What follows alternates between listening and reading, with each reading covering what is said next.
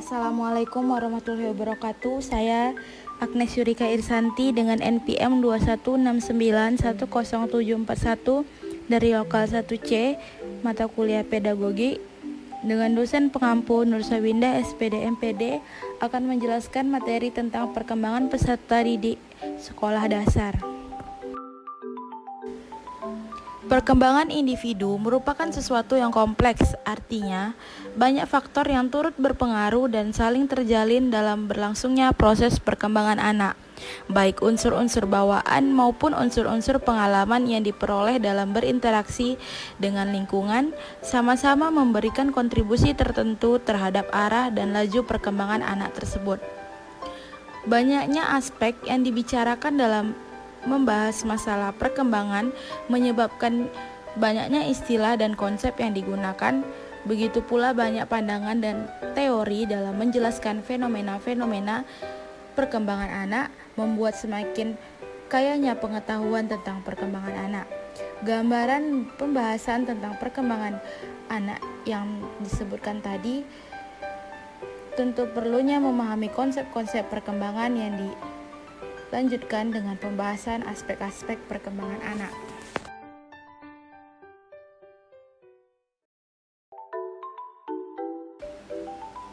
Satu, pengertian pertumbuhan dan perkembangan. Pertumbuhan artinya bertambahnya ukuran berat badan dan tinggi badan. Pertumbuhan manusia terjadi sejak dalam masa kandungan hingga dewasa. Pertumbuhan manusia akan berhenti saat dewasa. Perkembangan adalah pola perubahan individu yang berawal pada masa konsepsi dan terus berlanjut sepanjang hayat. Namun, tidak setiap perubahan yang dialami organisme atau individu itu merupakan perkembangan.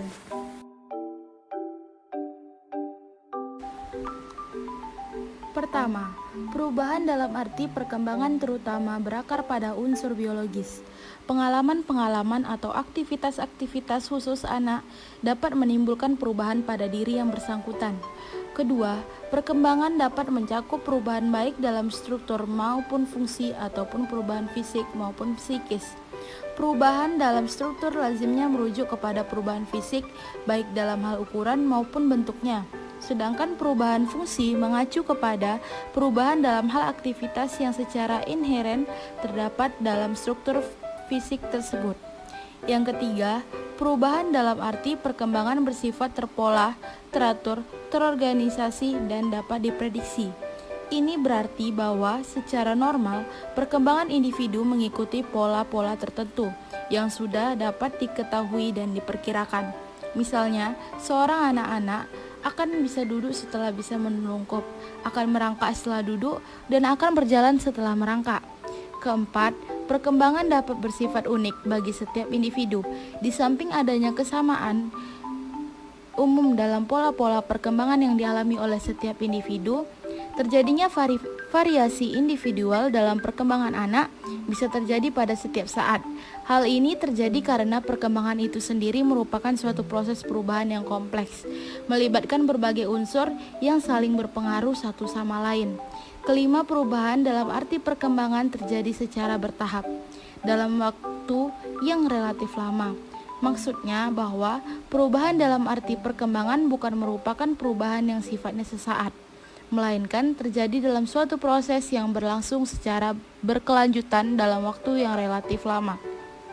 Keenam, perubahan dalam arti perkembangan dapat berlangsung sepanjang hayat dari mulai sejak masa konsepsi hingga meninggal dunia. Perkembangan tidak hanya sebatas sampai dengan masa remaja, melainkan dapat berlanjut terus hingga seorang meninggal dunia. Ini juga berarti bahwa perubahan dalam arti perkembangan tidak hanya mencakup proses pertumbuhan, pematangan, dan penyempurnaan, melainkan juga mencakup proses dan perusakan. Prinsip-prinsip perkembangan. Yang pertama, perkembangan berlangsung secara seumur hidup dan meliputi semua aspek. Kedua, setiap anak memiliki kecepatan atau tempo dan kualitas perkembangan yang berbeda-beda. Ketiga, perkembangan secara relatif beraturan, mengikuti pola-pola tertentu. Yang keempat, perkembangan berlangsung secara berangsur-angsur, sedikit demi sedikit. Yang kelima, perkembangan berlangsung dari kemampuan yang bersifat umum menuju ke yang lebih khusus mengikuti proses diferensiasi dan integrasi. Yang keenam, secara normal, perkembangan individu mengikuti seluruh fase, tetapi karena faktor-faktor khusus, fase tertentu dilewati secara cepat. 7. Sampai batas-batas tertentu, perkembangan sesuatu aspek dapat dipercepat atau diperlambat. 8. Perkembangan aspek-aspek tertentu berjalan sejajar atau berkorelasi dengan aspek lainnya. 9. Pada saat-saat tertentu dan dalam bidang-bidang tertentu, perkembangan pria berbeda dengan wanita.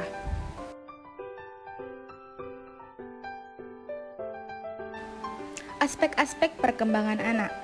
Yang pertama, kognitif. Kognitif perkembangannya diawali dengan perkembangan kemampuan mengamati, melihat, hubungan dan memecahkan masalah sederhana, kemudian berkembang ke arah pemahaman dan pemecahan masalah yang lebih rumit.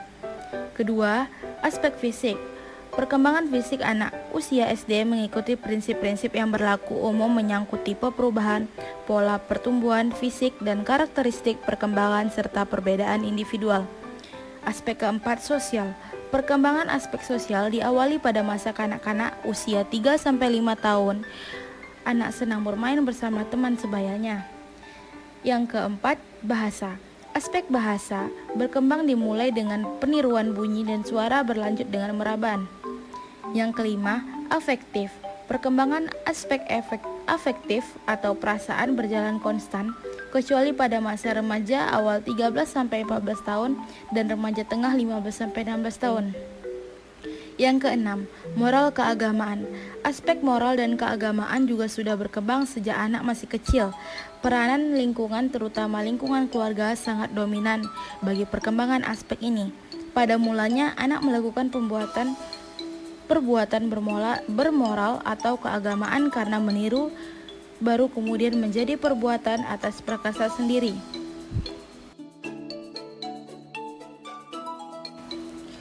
Berikutnya, tugas perkembangan.